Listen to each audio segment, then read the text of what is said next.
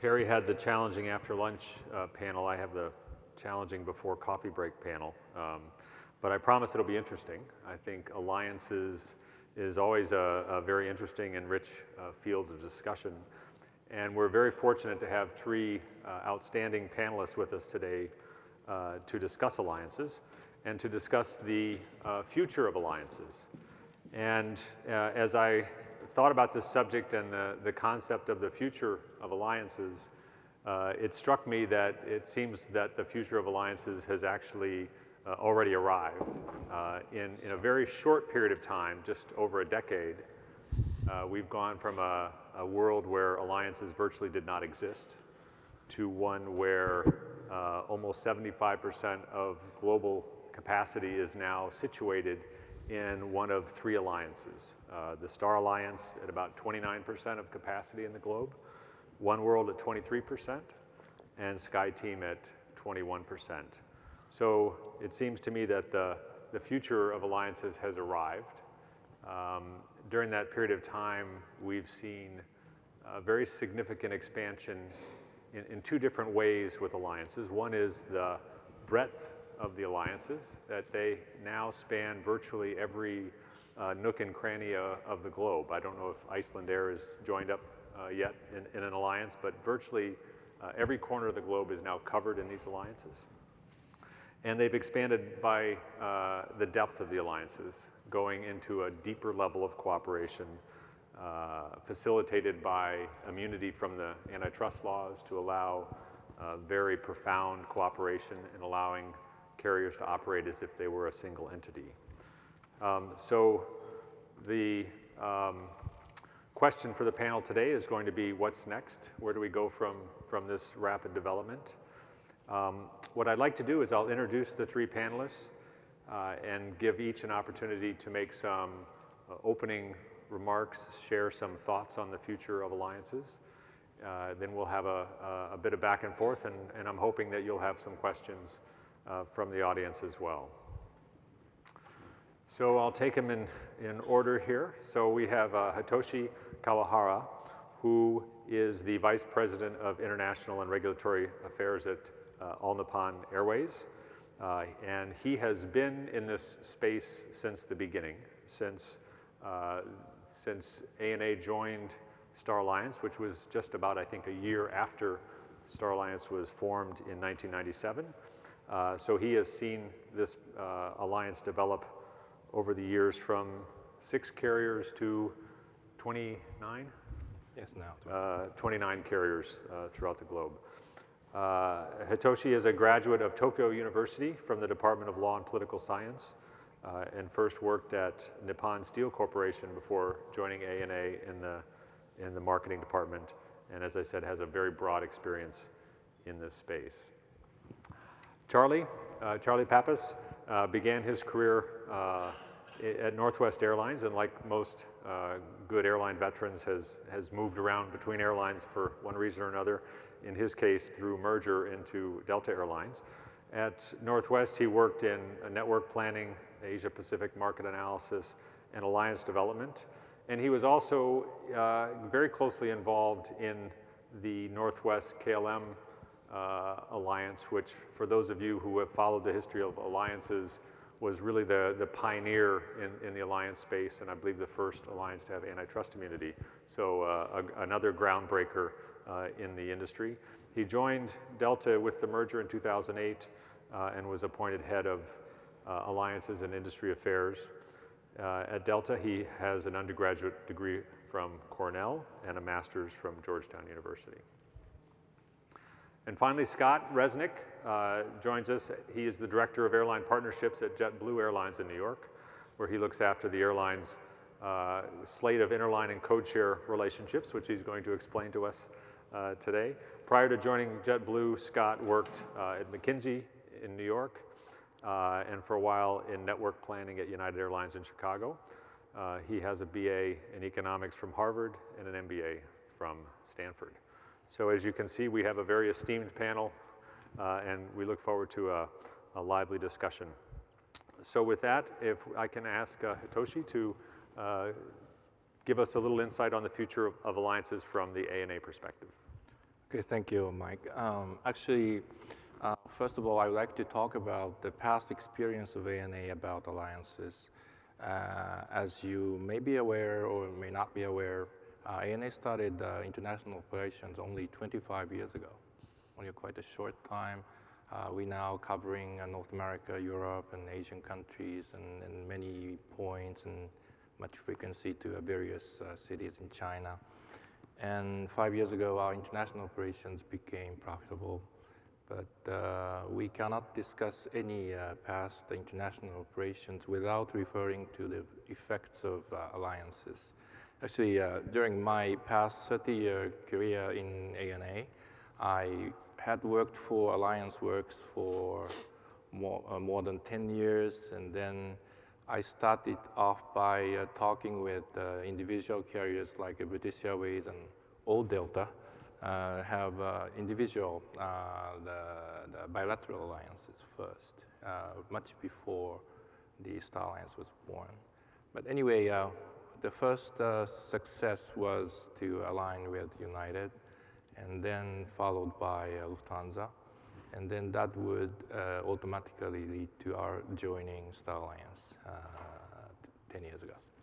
So anyway, actually, there have been so many benefits for us, meaning that many benefits for our customers, like interline revenue exchange under the prorate agreement, and then the second one is code share generated, immeasurable benefits for our customers, like partners, carriers first experienced our operating code share flight, and they got to know ANA. And then if they liked our services, after that, many of them, initially chose ANA, not code sharing flight. And beyond code share could cover all those, business travelers, because they needed the global coverage to visit so many business points in the world, and that would require connections at various points. And also, in the aspect of airport facilities, all the partner carriers got together in the same terminal. Tokyo Narita Airport was one of the first successful examples. All the star carriers are now getting together in the south wing of Terminal 1, and then that would facilitate our customers to easily and smoothly connect flights. And maybe other, additional effects should be through the Alliance Works, our staff could become very, very internationalized.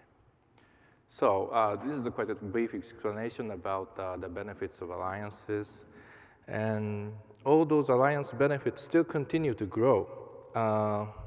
Recently, Japan concluded open skies deals with the United States last year under the situation where Narita Airport slot constraint situations will be relaxed after the extension of the second runway or adopting the parallel landing and taking off. And Haneda Airport, the old domestic airport closer to downtown Tokyo, reopened international operations last October.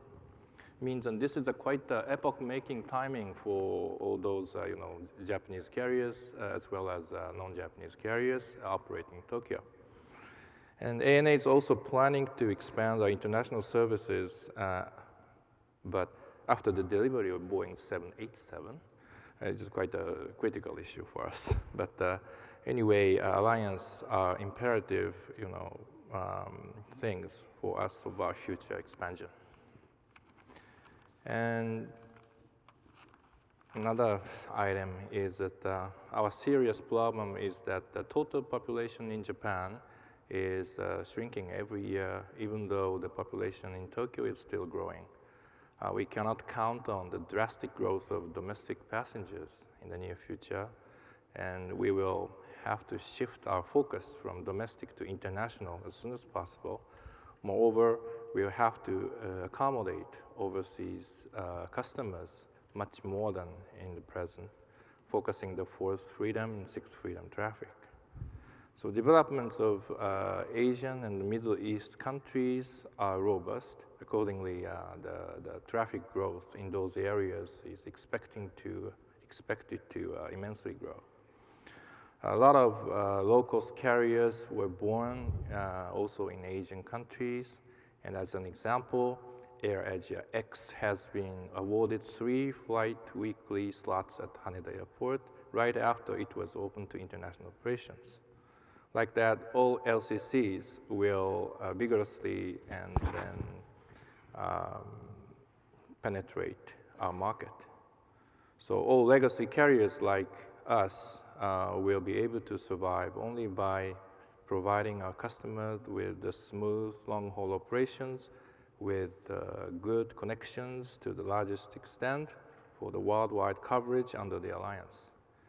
So we are the beginner of the antitrust immunized alliance after the US-Japan Open Skies deals last year, and quite excited about it when all the statistics shows the past immunized alliance over Atlantic steadily raised the revenue passenger mile of US and European carriers. Thank you, Hitoshi. Charlie, you've also been there for a long time watching the development, in this case, of SkyTeam. Can you give us your thoughts on the future of alliances? Sure. I think, though, that what might be helpful is to just step back for a minute and look at alliances in the context of the evolution of the industry. If you really think about it, prior to deregulation, the original global alliance was the IATA interline situation, where individual airlines were enabled to make connections, customers were able to make connections from airline to airline, and that was enabled by IATA. And that served the industry quite well up to the point where the US market was, and then other markets started deregulating. At that point then, the introduction of much more customer-focused marketing programs, hubs, hub and spoke systems, revenue management, loyalty programs, and market-based pricing, were introduced, and that then allowed airlines to expand into different markets that they hadn't been in before. And so, if you look back in the early to mid-90s, things such as the Northwest Airlines regional agreement with Mesaba, Alaska Airlines original arm's-length regional agreement with Horizon Air, Delta with Comair, those were the original then bilateral partnerships, which were an outgrowth of deregulation. And then as the US industry led the way and Europe followed, we then had intercontinental liberalization, where the first Open Skies agreement was between KLM and the Netherlands and the United States, and that was the basis for Northwest and KLM to enter in their original transatlantic joint venture. So then the alliances that we see today, the global alliances, are simply an evolution and an outgrowth of the liberalization of the industry and then the industry's response to globalization of air travel. So if you look at what we have today, we have 3 global alliances that are branded with many members, but the real foundation of those alliances are the pre-existing multilateral and bilateral arrangements that have been formed. For example, my colleague from ANA was just referring to the recent agreement with United Airlines that will be made possible by the Open Skies between Japan and the United States. In the transatlantic, where the European and US carriers really led the way, there have been these so-called joint venture arrangements for more than 10 years. American Airlines, British Airways, and Iberia are moving in that direction. United, Air Canada, Continental, Lufthansa. And then, of course, the first one, which was Northwest KLM, which then evolved into Northwest Delta, Air France, KLM, and now Alitalia. And then these sorts of commercial structures are now being replicated elsewhere in the world between US and Asian partners within the alliances, and it will continue elsewhere into Latin America and even India and the South Pacific. So these underline what I call the multilateral, bilateral arrangements that are also referred to as joint ventures that are made possible through antitrust immunity are really the core foundation of the global alliances.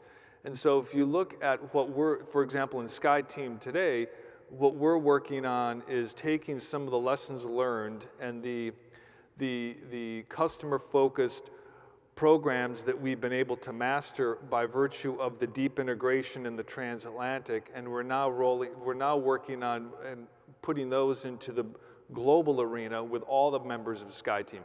And I think that's really where we go next. And to be perfectly honest, I think the global alliances need to do a better job making themselves more relevant for customers, and even in particular more relevant for the member airlines. Because we've just gone through a dramatic growth spurt over the last 5 years. Star Alliance is now approaching 30 members, and their publicly stated strategy is to eventually achieve 50. At SkyTeam, we've gone from 6 to 13 and will be 17 by this time next year. And many of these new members are coming from emerging markets around the world, and the challenge is to integrate them more effectively into the customer proposition that the alliances are trying to achieve. So I think that's where we go next, and I think that you'll see over the coming couple of years some dramatic improvements with respect to what each of the 3 alliances do in that regard.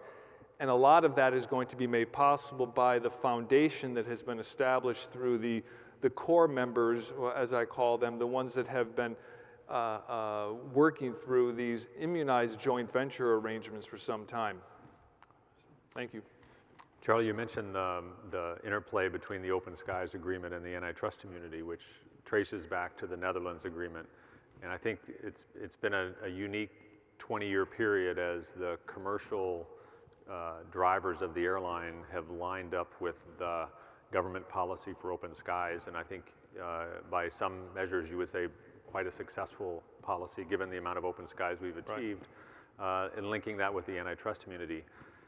Does that same dynamic work for the next step, which would perhaps be lifting the foreign ownership limitations? I mean, we've seen mergers coming out of the alliance structure, and can you imagine that same dynamic driving a BA-AA merger, for example, and a change in the ownership laws? And then, of course, the tricky part of the question is, would Delta support that?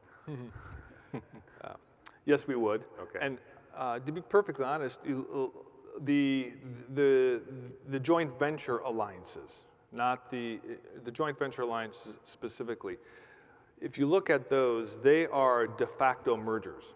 We've done internal analysis that suggests that the transatlantic business relationship we have with KLM and Air France and now Alitalia collectively, which is a single business unit, commonly governed common bottom line, that we achieve about 80% of the revenue value, the revenue synergies that you would otherwise get from a merger. But since we're not allowed to merge, these are proxies for mergers.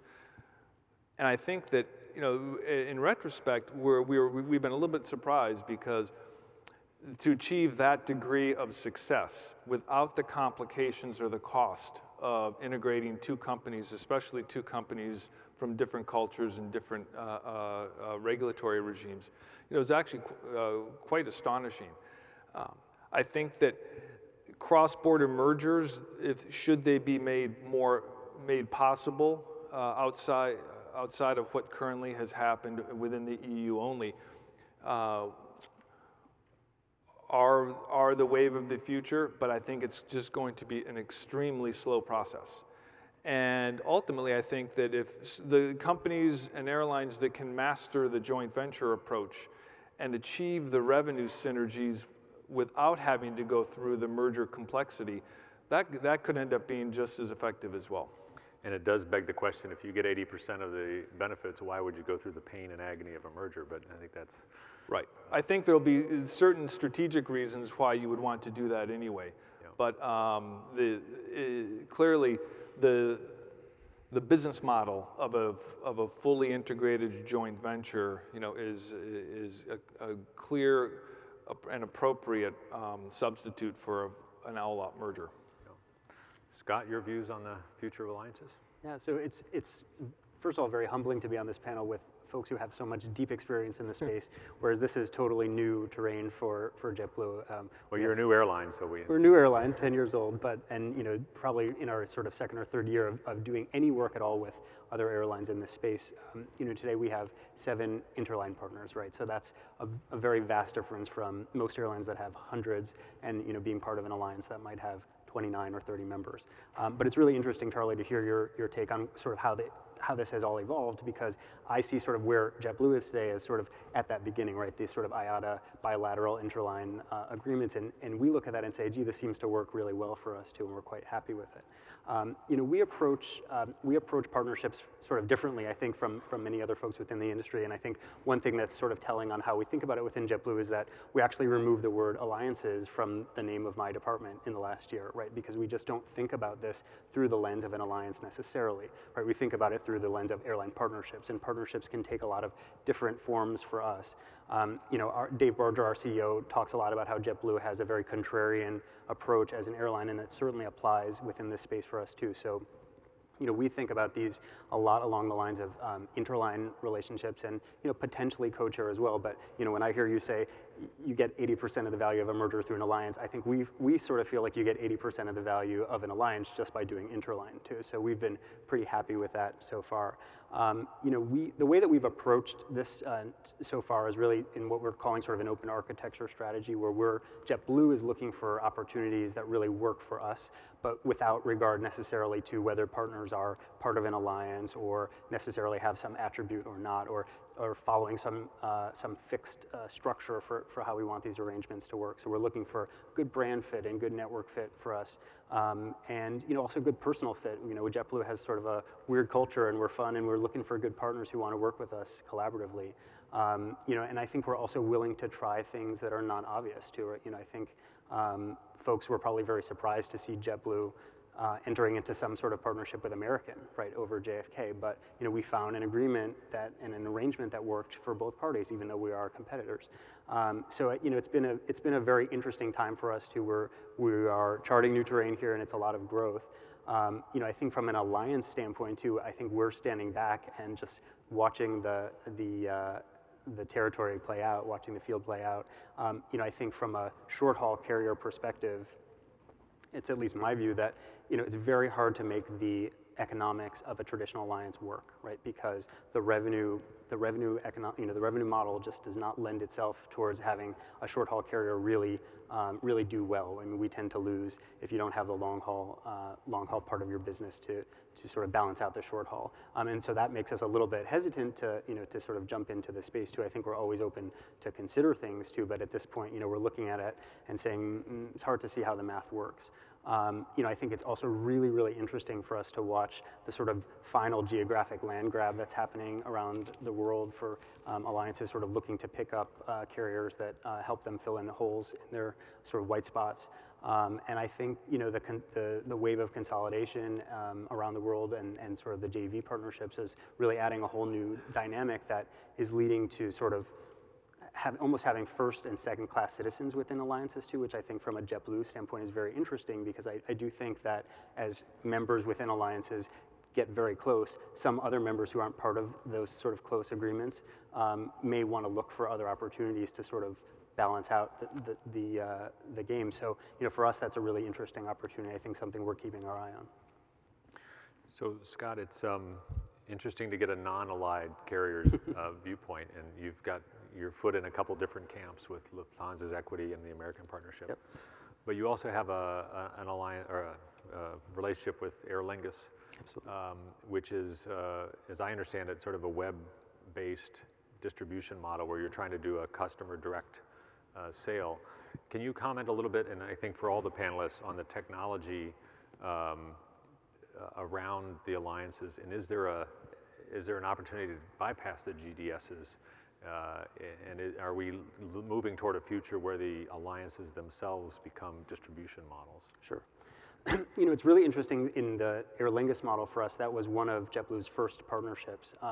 And in some ways, the agreement actually was born out of the fact that JetBlue's technology didn't support or easily support having agreements with other airlines. We were on a reservations platform that just did not make that easy to, and so that, I think, led to a lot of sort of brainstorming and thought partnership between Aer Lingus and JetBlue to say, how do we make this work technically to actually achieve the benefits that we see there? So I think the necessity really was the driver there, and it has worked out quite well. I mean, you have a platform on airlingus.com where you can go on and sort of buy a through through itinerary that looks like a code share, feels like a code share, but isn't, is a pure interline partnership, and very often is just done on a sort of end-on-end pricing model. So very simple kind of thing. So I think if you look at that and say, gee, here's one example that seems to work pretty well, and we're very happy with our partnership with Aer Lingus. They've been terrific partners to us, and I hope they would feel the same about us.